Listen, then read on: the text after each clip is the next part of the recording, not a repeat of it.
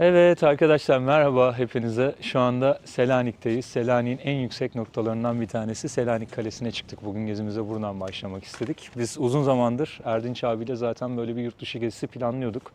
Bu sefer ona kardeşi Mehmet de katıldı ve burada tam olarak şu noktada 2 dakika önce tanıştığımız Berkin öğrenci Merhabalar. arkadaşımız da burada denk geldi. O yüzden size ilk merhabayı bu güzel manzarada burada söylemek istedik. Şimdi Selanik tarihi öneme de sahip olan bir şehir. Bu önem şuradan geliyor. Kuzey Yunanistan'ın Makedonya bölgesi olarak adlandırılan Teselya bölgesi burası. Biz Teselya adını Büyük İskender'in doğum yeri, doğum şehri olduğunu biliyoruz. Ve Makedonya Krallığı'nın o dönemki Makedon İmparatorluğu'nun da kuruluş merkezi burası aynı zamanda. Mesela burada havaalanının ismi Makedonya Havaalanı. Aşağıda belediye binasının üzerinde kocaman Makedonya yazar. Yani Makedonya aslında Yunanca bir bölge ismiydi. Ve Makedon İmparatorluğu da Büyük İskender'in babası Filip tarafından tam olarak bu topraklarda kurulmuştu. Ve Büyük İskender bu topraklardan başlamıştı o Büyük Asya seferine. 10 yıl içinde tamamlayacak olduğu ve Hindistan'a kadar fetihlerini gerçekleştirecek olduğu, Anadolu'da da bizim ülkemizde de bugün unutulmaz izler bırakacak olduğu seferine buradan başladı. O yüzden Makedonya adına öncelikle Yunanistan sahip çıkıyor. Ve bu bölgenin de o dönem için en önemli eski antik yerleşim merkezi burasıydı. Çünkü coğrafi olarak çok büyük bir avantaja sahip. Aynı İzmir'de olduğu gibi, bahsettik İzmir benzerliğinden. İzmir'de olduğu gibi güzel bir körfeze kurulu. İzmir Körfezi kadar olmasa da güzel bir körfeze kurulu.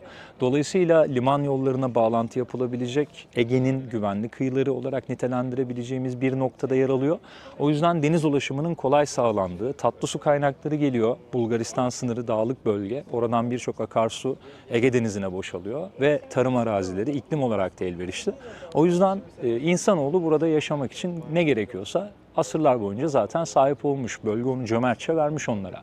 Dolayısıyla tarihte, antik Yunan döneminde, antik tarihte önemli bir yerleşim yeri olarak kuruluyor. Bugün aşağıda görmüş olduğunuz yapıların, mahallelerin arasında gezerken, turlarken belli kazılar yapıldığını görüyoruz mesela. Ve o kazılarda aşağıda önce Roma dönemine ait, daha doğrusu Bizans dönemine ait, sonra Roma dönemine ve oradan da milattan önceki o antik Yunan dönemine, Helenistik döneme ait birçok yapının kaldığını görüyoruz. Katman katman olan bir şehir. Yer hiç değişmemiş. Yani özetle bugünkü modern Yunanistan, modern Selanik, eski tarihi Selanik'in üzerine en üst katman olarak kurulmuş bir şehir. İşte bulunduğumuz noktada kale Osmanlı dönemi öncesinde inşa edilmiş bir kale. Osmanlı burayı fethetmeden önce Selanik'te burada bir kale var. Ama Osmanlı hakimiyetinin başlayışıyla birlikte Selanik'te çok daha hızlı ve ciddi bir büyüme gerçekleşmeye başlıyor. Bir kere nüfus patlaması yaşanıyor. Örneğin Selanik Osmanlı döneminde başkent İstanbul'la birlikte en kalabalık nüfusa sahip olan ikinci Osmanlı şehri. O yüzden Osmanlı burayı aldıktan sonra çok sayıda Müslüman da tabii ki buradaki bu yeni şehirde, yeni toprakta yaşamak için göç ettiriliyor ya da kendi isteğiyle getiriliyor. Balkanların İskan politikasının bir parçası olarak Selanik'te Müslüman nüfus Osmanlı hakimiyeti başladıktan sonra sürekli olarak artmaya devam ediyor. Hiç durmuyor. Yani Selanik'in elden çıktığı döneme kadar Selanik hep bir kalabalık bir Türk şehri aslında. Özellikle de atamızın doğum yılı olan 1881 yılları sonrasında İttihat ve Terakki'nin de çok önemli kuruluş merkezlerinden bir tanesi olacak. Nüfus yoğunluğu burada hep mevcut Osmanlı adına. Ama onlar da Osmanlı da buraya geldiğinde tabii ki kaleyi fethetmeye geliyor. Buradaki bulunduğumuz noktadaki kaleyi alıyor ve daha sonrasında da tabii ki genişletme çalışmaları başlıyor. Şehir aşağıda, Roma dönemi, Roma Selanik'i zaten aşağıda. Çünkü Rotunda aşağıda, eski bir kilise orası. Daha sonrasında Osmanlı orayı camiye dönüştürüyor. Roma'nın inşa ettiği birçok yine kilise aşağıda. Dolayısıyla dış surları genişletip şehri yaklaşık bir 7 kilometre kare kadar bir alanın içine iç kale olarak nüfusu sığdırıyor.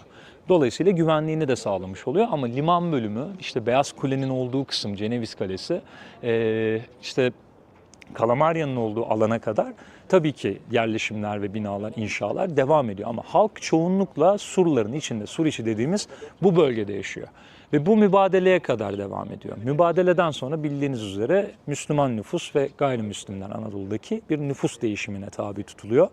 Birçok kaynak okudum ben bununla ilgili. Yaklaşık 2 milyona yakın insanın bu nüfus değişiminden etkilendiğini söylüyor kaynaklar. Bu da çok sayıda Müslümanın Selanik'ten özellikle buradan Anadolu'ya göç ettirildiğini bizlere gösteriyor. Aynı rakamlar tabii ki Rumlar için de geçerli. Fakat bu mübadeleden sonra evet Türk nüfus, burada Türkçe konuşan Müslüman nüfus oldukça azalıyor ve şehir artık tamamen bir Yunan kimliğine bürünüyor. Ama bu mübadele gerçekleşene kadar şu arkada görmüş olduğunuz bütün bu mahallelerde aynı Türkiye'deki gibi, Osmanlı'nın o 1900'lü yıllarındaki gibi Türkçe konuşuluyor ve okullar vardı, camiler vardı. Bayağı bir Türk mahallesi hayatı devam ediyordu Birinci Dünya Savaşı sonrasına kadar Osmanlı döneminde. Şimdi biraz kalenin içine de bakalım istedik ama kalenin iç bölgesi bugün hala yaşamın devam ettiği bir bölge olduğu için modern yapılar var tabii ki, tarihi yapılarla güzel harmanlanmış bir şekilde ama öyle görmeye çok değecek bir şey yok tam olarak Suriçi bölgesinde. İnsanlar hayatına burada devam ediyorlar. Asıl güzel mimari yapılar bizim araçla çıktığımız cadde üzerindeydi. Şimdi biz tepedeki manzaranın tadına doyduk. İçeride kalenin içinde biraz da yürüyüş yaptık. Artık aşağıya Selanik'in diğer gezilecek noktalarına doğru devam edeceğiz.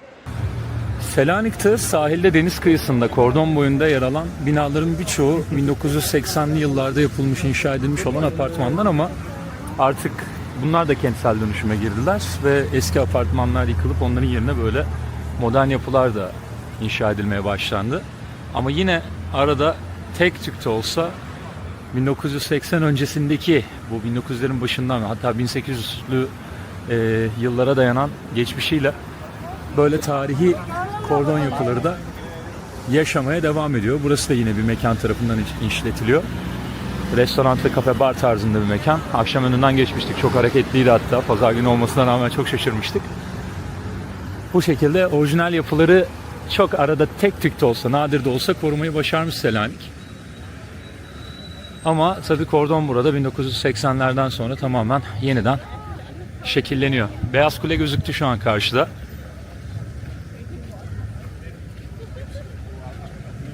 Bu yapı bugün denizin kıyısında böyle bir güvenlik kontrol noktası olarak inşa edilmiş bir yapı. Şimdi biraz daha yaklaşalım. Nasıl yapıldı, kim yaptı veya hikayesi ne, neden Beyaz Kule adını taşıyor? Ondan bahsedeceğim size. Çünkü biraz acıklı bir hikayesi var Selanikliler için. Bugün Yunan tarihi için acıklı bir hikaye. Aramızda en turist Mehmet. Önünde çekilmediği heykel, çekilmediği yapı kaldı mı abi Mehmet'in fotoğraf? Evet arkadaşlar, tam gün batımı saatinde, günün en güzel saatinde Selanik'in en meşhur yapısını ziyaret etmeye geldik. O da arkamda görmüş olduğunuz Beyaz Kule. Beyaz Kule 12. yüzyıla kadar tarihlenen bir yapıya sahip. Tam olarak kaç yılında inşa edildiği bilinmiyor ama Osmanlı dönemi öncesi Bizans dönemi yapılarından bir tanesi. Onu biliyoruz.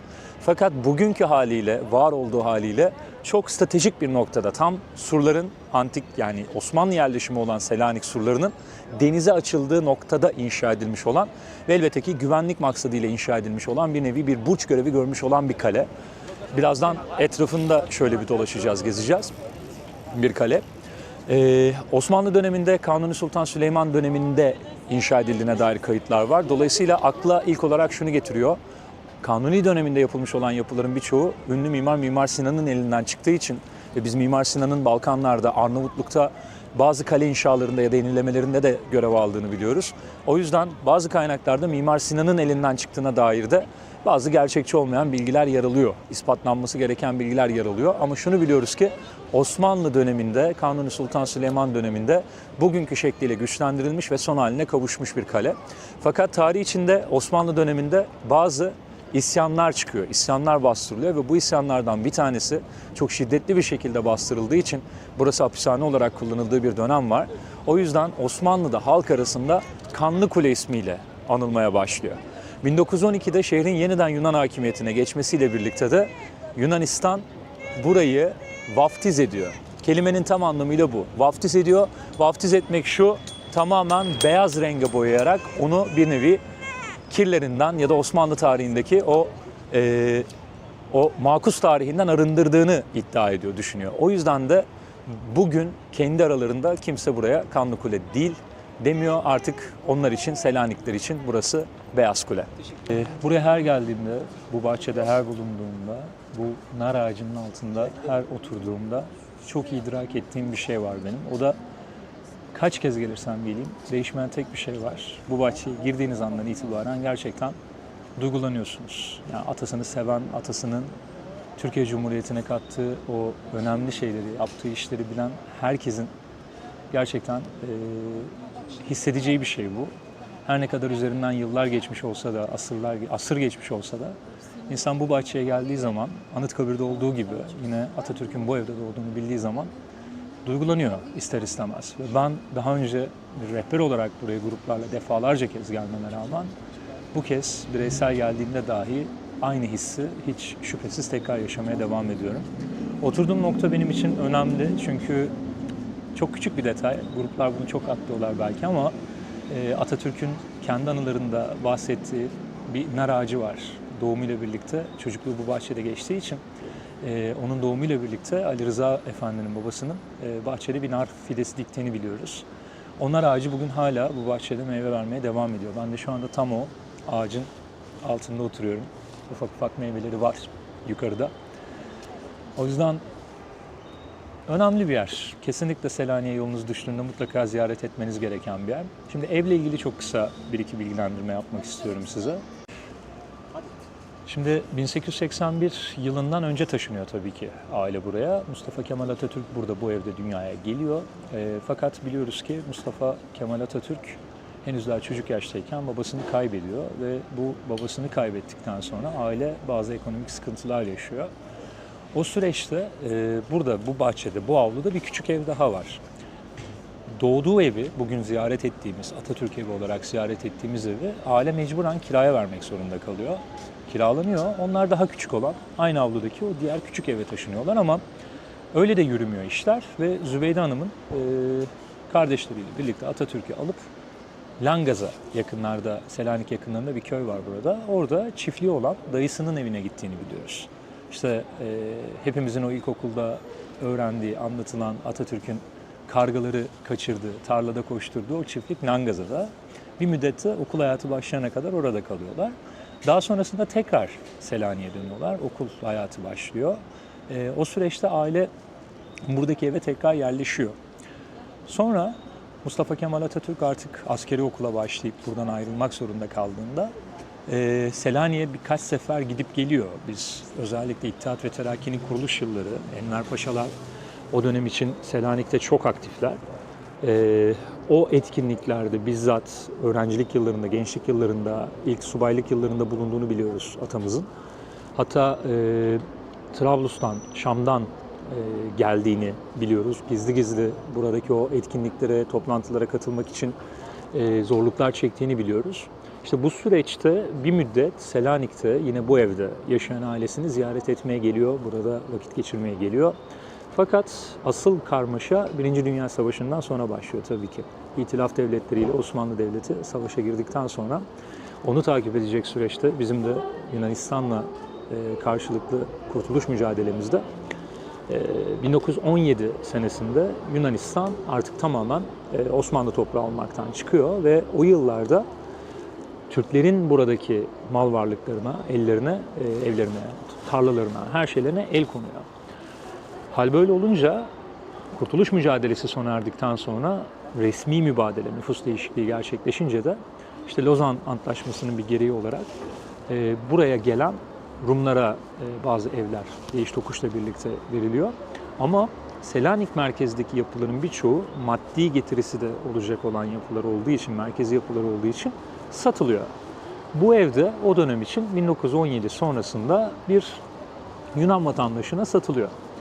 1933'e gelindiğinde artık iki tarafta yeni bir devlet kurmuş, yeni bir hükümet var ve biz şunu biliyoruz ki Mustafa Kemal Atatürk savaştığı bir devlet olmasına karşı Yunanistan'a yeni bir devlet olarak Türkiye Cumhuriyeti kurulduktan sonra birçok barış dolu uzattı. Hatta işte Venizelos'u Ankara'da ağırladı. Bunların hepsi profesyonel bir yöneticinin, bir devlet başkanının göstermesi gereken özelliklerdi.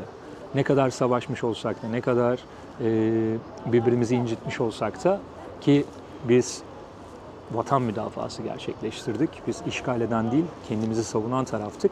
Ama ona rağmen kin gütmedi ve Yunanistan'la komşu bir devlet olarak diplomatik ilişkileri üst seviyeye taşıyabilmek adına birçok girişimde bulundu.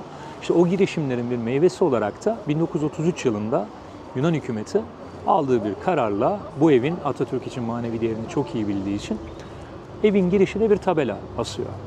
Mustafa Kemal Atatürk bu evde doğmuştur diye. İşte bu tabela birkaç sene daha orada asılı kaldıktan sonra 36 yılında daha büyük bir şey yapıyor ve o dönemki evin Yunan sahibinden Selanik Belediyesi evi satın alıyor ve Mustafa Kemal Atatürk'e hediye ediyor. Bu da çok güzel bir mesaj. Bu da karşı tarafın Türkiye Cumhuriyeti Devleti kurucusuna verebileceği en güzel hediyelerden bir tanesi, hiç şüphesiz. 37'ye geldiğinde içinde yaşayanlar var, boşaltılıyor. Uzun bir süre o dönem 2. Dünya Savaşı patlak verecek çok kısa bir zaman içinde. Dünya yine karışık. Hani evin bir müzeye dönüştürülmesi, ziyarete açılması vesaire tabii ki mümkün değil.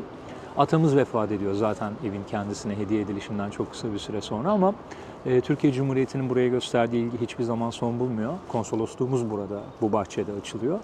Sonrasında 53 yılında ilk kez burası Türkiye Cumhuriyeti tarafından bir müze statüsüne kavuşturulup Türk ziyaretçilere açılıyor. O tarihten beridir de bizler buraya dilediğimiz zaman gelip gönül rahatlığıyla Atatürk'ümüzün doğduğu bu evi ziyaret edebiliyoruz. Hadi şimdi içeri girelim. Biraz uzun bir açıklama oldu bu. İçeride kısa kısa atamızın doğduğu odanın hangisi olduğunu da biliyoruz. Hep birlikte orayı görelim.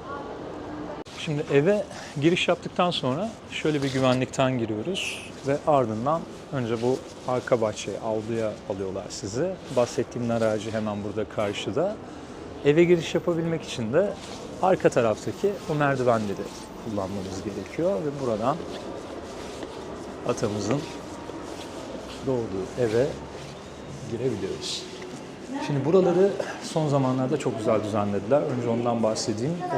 İlk yıllarda hatta bir süre burası 90'lı yıllarda 2000'lerin başında falan boştu. Sergilenecek, gösterecek hiçbir şey yoktu. Ziyaret ediliyordu ama boş bir evi görüyordu insanlar. Şu an bile çoğunlukla zaten duvardaki açıklamalar ya da bilgiler olmasa boş. Ama daha sonrasında yakın zamanda Anıtkabir elbette buraya Anıtkabir'de atanın şahsi eşyalarından, şahsi koleksiyonlarından birçok eser gönderdi. Onları burada sergilemeye başladılar. İşte burada görecek olduğumuz işte Mustafa Kemal Atatürk'ün kişisel eşyaları diye yazar. Bunlar burayı biraz daha zenginleştirdi. En azından ziyaret etmeye gelenlere daha bir müze havasında ziyarete geldiklerini hissettirdi. Bu oda tamamen Zübeyde Hanım'a adanmış bir oda. Onun burada Balmumundan bir heykelini görüyoruz. Yine duvarda bilgilendirmeler gayet açıklayıcı, gayet güzel. Yunanca, İngilizce ve Türkçe olacak şekilde yer alıyor. Yani bir rehber eşliğinde gelmeseniz dahi duvardaki açıklamaları okuyarak evle ilgili, atanın hayatıyla ilgili birçok bilgiye erişebilirsiniz. Burada bir mutfak bölümü var, kuzina. Burada yine güzel bir canlandırma yapılmış. Ev tabii ki şu anda çok bakımlı. Senede binlerce Türk ziyaretçi, sadece Türk değil bu arada, Avrupa'dan Selanik'i gezmeye gelen yabancı ziyaretçiler de buraya ziyarete geliyorlar. Van birçok gelişimde burada yabancı grupları da gördüm. Yine Atatürk'ün hayatını anlatan çok sayıda tablo var. İstanbul yılları. Burada Atatürk'ün hayatını bölüm bölüm ayırmışlar. Her bir oda işte Ankara yılları, aşağıda manastır yılları vardı. Öğrencilik hayatı zamanında bulunduğu. Ve nihayet bu odaya geldiğinizde burada da atamızın bir Balmumu heykeli sizleri karşılıyor. Gayet güzel bir çalışma. Duvarlarda devamlı barkovizyonlar oynuyor. Görüntüler, siyah beyaz fotoğrafları gösteriliyor.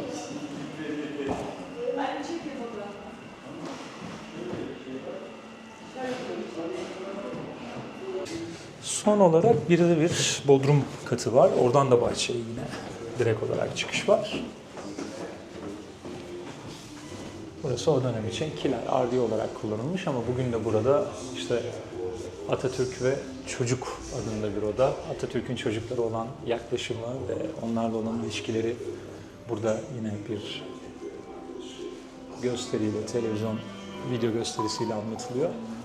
Burada da küçük bir kütüphane var. Kütüphane bölümü var. Yine atamızın siyah beyaz fotoğrafları burada masada sergilenmiş. Müze küçük, bu kadar. Birkaç dakika içinde bile bütün odaları görüp gezebiliyorsunuz ama inanın buraya gelen Türk gruplar, Türk misafirler burada bu bahçede, evin etrafında o enerjiyi hissetmeden, yeterince vakit geçirmeden ayrılmıyorlar kesinlikle.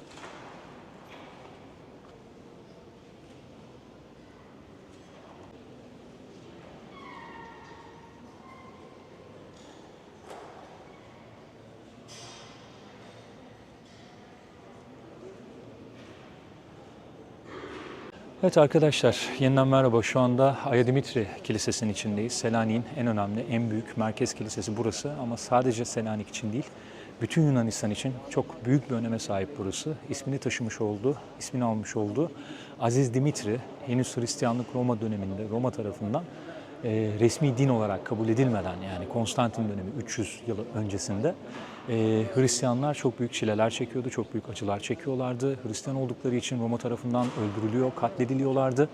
Hal böyle olunca o yıllarda Hristiyanlığı insanlığa yaymak için çaba göstermiş olan birçok aziz vardı elbette. Aya Dimitri de Selanik'te doğmuş büyümüş, o dönemin ileri gelen, önde gelen ailelerinden birine mensup bir delikanlı, bir gençken burada Romalılar tarafından yakalanıp kilisenin bugün bulunduğu noktada, kilisenin temelini oluşturan eski Roma hamamlarının olduğu noktada kafası kesilerek öldürülüyor, idam ediliyor ve bu idam edilme neticesinde aziz mertebesine ulaştığında da Hristiyanlar tarafından kutsal kabul görüyor. İşte o yıllarda bir azizin kanının döküldüğü bir yerde yükseldiği için de bu kilise bugün bütün Ortodoks dünyasından, bütün Avrupa Hristiyan dünyasından çok sayıda turist bugün Selanik'e geldiğinde mutlaka bu kiliseyi ziyaret noktalarına ekliyor. Kiliseye giriş ücretsiz bir ibadethane olduğu için bu kısım ziyaret etmek isteyenler için akılda kalıcı olsun. Alt bölümde bir müze bölümü var. Oraya ineceğiz. Oraya inişte yine hamamın olduğu bölümde ücretsiz.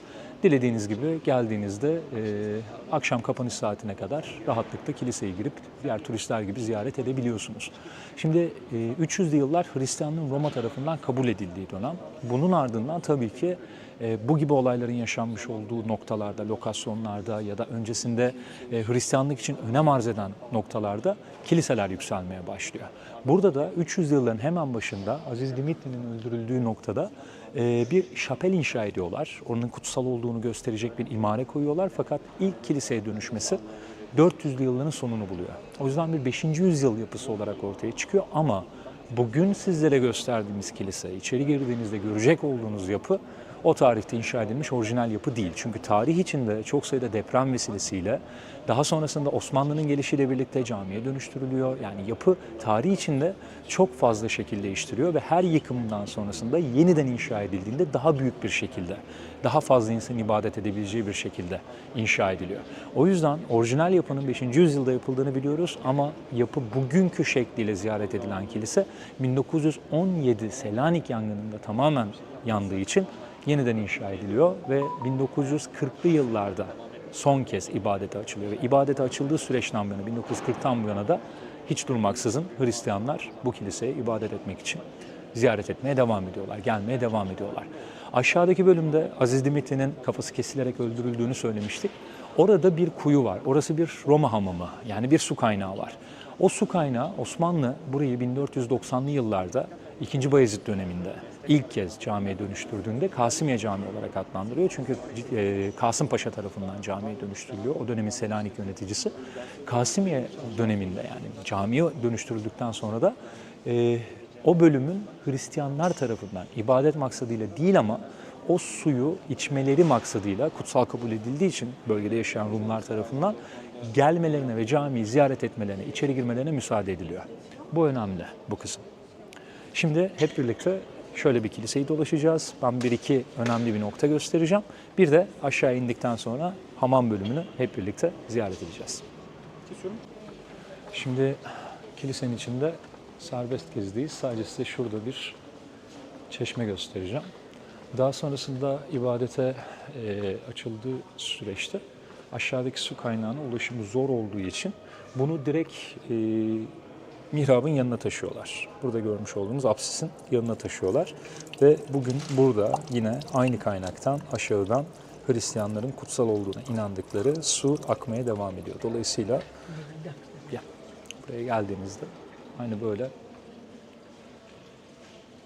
ibadet etmek için kiliseyi ziyaret edenler de gördüğünüz gibi bu suyu alıp bu şekilde vücutlarına sürüyorlar. Şimdi Ortodoks kiliselerinde çok detay var arkadaşlar. Ondan bahsetmek istiyorum size. Mesela Katolik kiliselerde, Avrupa'da gezdiğiniz diğer o Duomo'larda, kiliselerde Katolikler İsa'nın çektiği acılara odaklanmayı tercih ediyorlar. Resimlerde hep onu görürsünüz. Çarmıha gerilmiş İsa görürsünüz. Ortodokslarda bu yok. Ortodokslarda bakın burada çarmıha gerilmiş bir İsa motifi göremezsiniz, heykeli göremezsiniz. Ortodoks Hristiyanlar daha çok İsa'nın gösterdiği mucizelere odaklanıyor. O yüzden onlarda Meryem Ana'nın kucağında bebek resmiyle resmedilen İsa bebekken konuştuğu için çok büyük bir mucize olarak kabul ediliyor. O yüzden de genellikle Meryem Ana'nın kucağında bebek İsa şekliyle, bakın hemen yukarıda, evet, apsiste yarım kubbede mutlaka bir, Ayasofya'da da aynısı var çünkü İstanbul'da, Meryem Ana'nın kucağında bebek İsa formunda oturduğunu görürsünüz. Bu onun en büyük mucizelerinden bir tanesi. Şimdi yangın neticesinde yenilendiği için kilise 1917 büyük bir Selanik yangınıydı.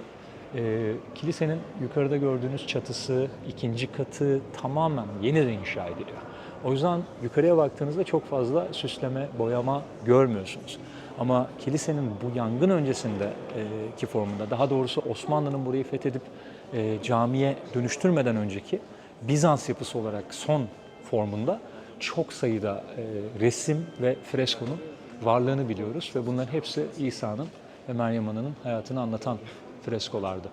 Orada bir şey var, gene başka bir Aziz'in külleri var.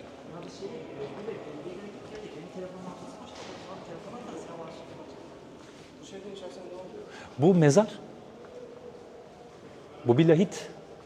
Bak kimmiş bu biliyor musun? İngilizcesi nerede? Saint Anicia, Aziz Anicia adındaki bir kadın ölüyor. Öldükten sonra işte kemikler, kutsal şeyler, haç gibi ona ait eşyalar vesaireler hep bunların içine konulup kapatılıyor. Bu şekilde sergileniyor. Ne yapmış mesela bu Saint Anicia? Ona bakalım. Şöyle hem çekelim.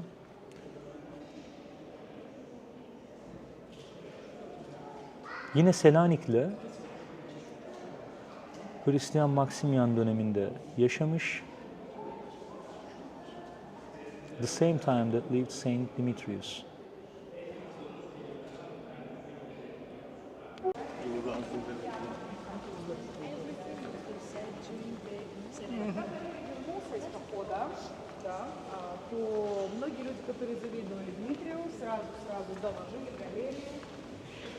Şimdi aşağıya eski Roma dönemi hamam kalıntılarına ineceğiz hep birlikte. Bugün Hristiyanlar Aziz Demetrius'un 3. yüzyılda başı kesilerek burada öldürüldüğüne inanıyorlar. O yüzden de bu bölüm bugün ziyarete açık. Apsisin sağ tarafındaki merdivenlerden aşağı iniyorsunuz. Sol tarafındaki diğer merdivenlerden de tekrar yukarı çıkıyorsunuz. Yani tek yön bir ziyaret burası.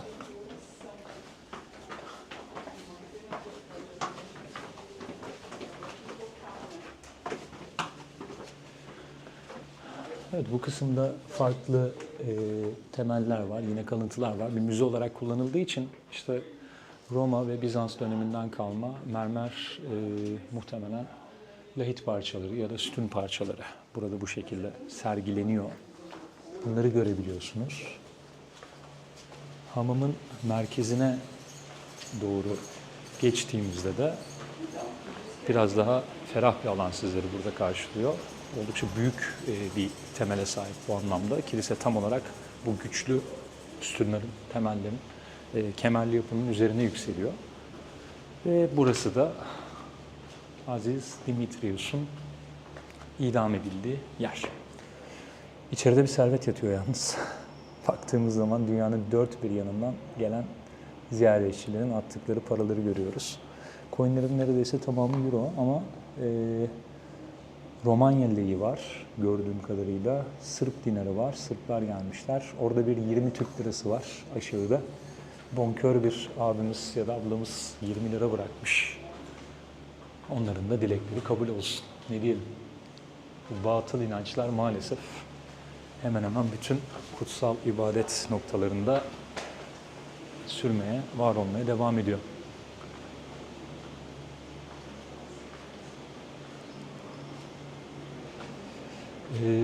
Şimdi bir iki farklı detay vermek istiyorum ben bu konuyla alakalı olarak. Bu kilisenin buradaki varlığıyla ve önemiyle alakalı olarak. Şimdi 1917 depremi dedik ya, 1917 yılında henüz 1912'de Yunanistan bağımsızlığını tamamen almış ve o dönem için Birinci Dünya Savaşı yaşanmış, bitmiş ve Anadolu'da da bir kurtuluş mücadelesinin başlamak üzere olduğu yıllar. Dolayısıyla o dönem için artık Yunanistan'da burada Osmanlı hakimiyetinin sona ermesinin ardından burada kalan Türklere, Müslümanlara çok büyük baskılar yapıldı. Çok büyük zulümler yapıldı. Bu yangının da 1917 yılında kasıtlı olarak başlatıldığı ve yangınla birlikte özellikle Türk mahallesinin, kalede yukarıda ziyaret ettiğimiz Türk mahallesinin yakılmak istendiğini biliyoruz. O mahalle yanmak üzereyken o günün bir cilvesi, belki bir kaderi diyebiliriz buna.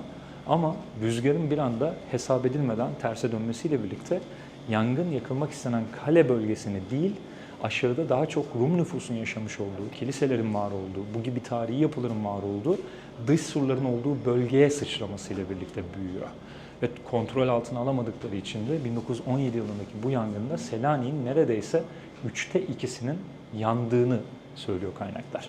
Bu çok büyük bir rakam. O yüzden zaten sur dışı bölgesi ve Selanik'in denize doğru açılmaya devam eden o düzlük bölgesi, bugünkü modern yapıların olduğu bölge tamamen sıfırdan şehir planlanmış ve inşa edilmiş bir şekilde karşımıza çıkıyor. Bunun sebebi de bu yangın. Nitekim daha sonrasında Yunan orduları İzmir'i işgal ettiğinde ve biz kurtuluş mücadelemizi İzmir'de sona erdirdiğimizde bugün İzmir Fuarı'nın olduğu bölge de aynı şekilde o dönem için Rum evlerinin olduğu, Rumların yaşadığı, çok güzel mahallelerin olduğu bir bölgeydi. Orada da bir yangın başlatıyorlar. Bunu da biz İzmir yangını olarak biliyoruz zaten. Terk etmeden önce İzmir'i kaybedeceklerini anladıklarında İzmir'de de bir yangın başlatıyorlar. Ve maalesef biz bugün işte fuarın olduğu alan İzmir'in en değerli, en merkezi alanlarından birisiydi. Bu yangınla kaybettik. O yüzden Selanik ve İzmir benzetmesini, ikiz şehirler benzetmesini yaparken bunu da ben sürekli anlatırım. Bunu da karşılaştırmaya dahil ederim. Yani iki şehrin kaderi de maalesef insan eli sebebiyle birbirine çok benziyor. Bugün Selanik'in olduğu bölge Yunanistan'da Makedonya bölgesi olarak adlandırılıyor. Zaten bu sebeple bugün Kuzey Makedonya olarak isimlendirilen ülkeyle eskiden sadece Makedonya'ydı. Çok büyük bir isim problemi vardı aralarında. Makedonya'yı tanımıyordu Yunanistan. Hani resmi olarak, ülke olarak mecburen tanıyordu tabii ki, sınır geçişleri vesaire mevcuttu ama yani sürekli bir baskısı vardı Yunanistan'ın ismini değiştirmesi için. Ona tatlı bir çözüm yolu buldular. Kuzey Makedonya dediler ülkeye. Tarihte asıl Makedonya bölgesi Selanik'in de içinde olduğu, Teselya olarak da adlandırılan yerleşimin olduğu, antik yerleşimin olduğu bu bölge. O yüzden İskender'in aslında doğum yeri burası. O yüzden de bugün Selanikliler için Büyük İskender çok önemli bir isim. Şimdi onun heykeline, onun parkına gidiyoruz. Evet, buradayız gençler. Tam gün batımı, şu anda Selanik'in en güzel olduğu anlardan bir tanesi. Hava da çok güzel şansımıza. Çok tatlı bir esinti var. Çok sıcak bir hava yok. Normalde yazın çok sıcak oluyor hava Selanik'te ama bugün artık o Eylül havasına, moduna, mevsimine, sonbahara geçmiş Selanik. Yağmur gösteriyordu programımız ama şansımıza 2 gündür yağmur görmedik. Türkiye'de bıraktık yağmur gelirken. Bir yarın yağma ihtimali var. O yüzden zaten bugün çok yoğun bir tempoyla gezdik. 2,5 saat kadar uyuyup. Şimdi burayı konuşmamız lazım. Hemen döndürelim kamerayı. Öbür tarafa gideceğim ya. Arkadaşlar bu görmüş olduğunuz heybetli abimiz her zaman atının sırtında şahlanmış bir şekilde savaşa gitmeye hazır olarak resmedilen bu zat-ı muhterem Yunanlılar için çok büyük anlam ifade eden bir isim. Büyük İskender.